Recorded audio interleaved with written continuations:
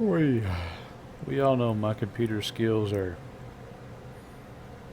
horrible, but I'm gonna do another little brief debunking of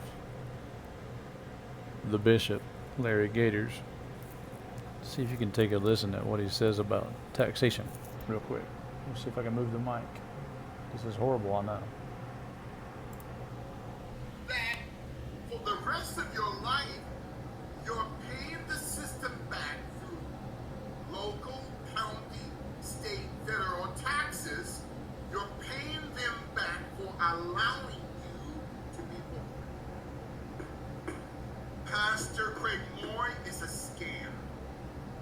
This global entity of Unum Sanctum must be destroyed.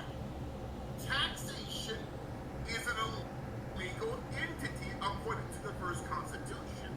That's why the founding fathers did not want private bankers He said that the and banking to run our country. taxation is illegal according to the first Constitution. Well, that's incorrect. So let me exit out of here and go over and show you what taxation is based upon.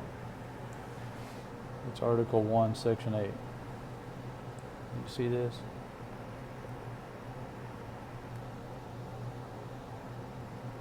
The Congress shall have the power to levy and collect taxes.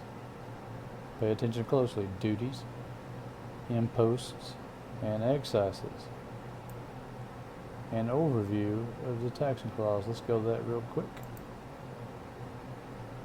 The Congress shall have. I tell you what, if I ever figure this technology out, I'll be dangerous. Article 1, Section 8. Federal debts, common offense.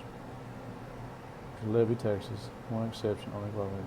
Articles exported from any state may not be taxed at all. Is it telling you something so far? Has anybody heard of the Boston Tea Party? That was a trade war. It has to do with territories or properties that the government has jurisdiction over or things. It's an excise tax. It's exactly what it is. Now let me go to the 13th Amendment, or the 16th Amendment that everybody's excited about. Look what this says. Here's one of the rulings right here. Seriously, mouse, where are you?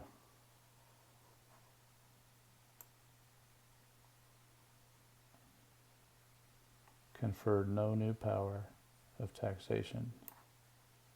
Let's go down here. The 16th Amendment. No bearing. Let me point it out. Look at that.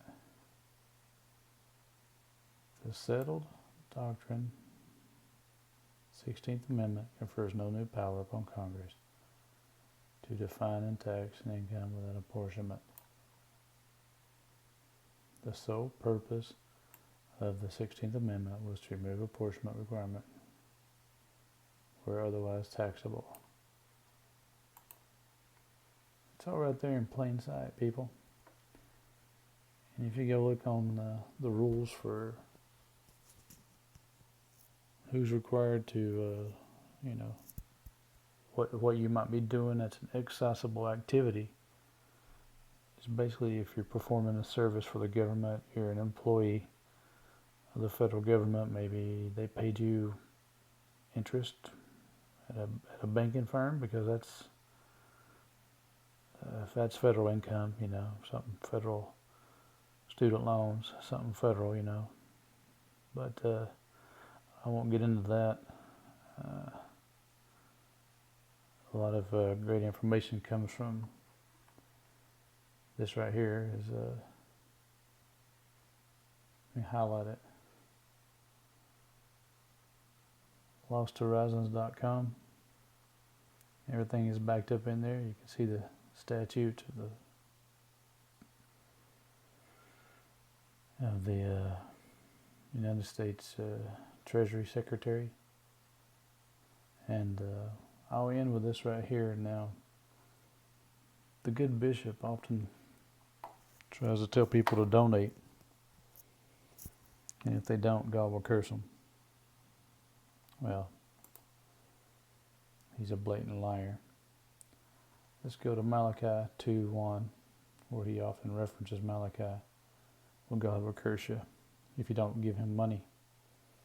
And now, O ye priest, this commandment is for who? It's for the priests. They were robbing God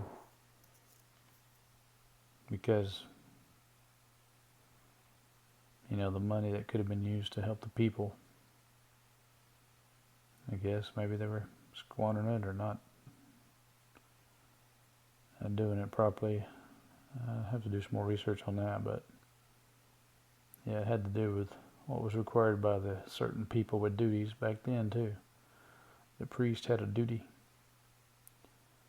But what society tries to do is take duties for one and make it for all, because it's easier to get $1 from 350 million people than it is to get $350 million from one person. So they've taken their duties and convinced the masses that it's really it's laid upon you, and they do it through a scheme of paperwork or reports that look official, that you don't know what's going on. You don't know how to, rebut the false allegations, and next thing you know, it just becomes big business since the 1940s.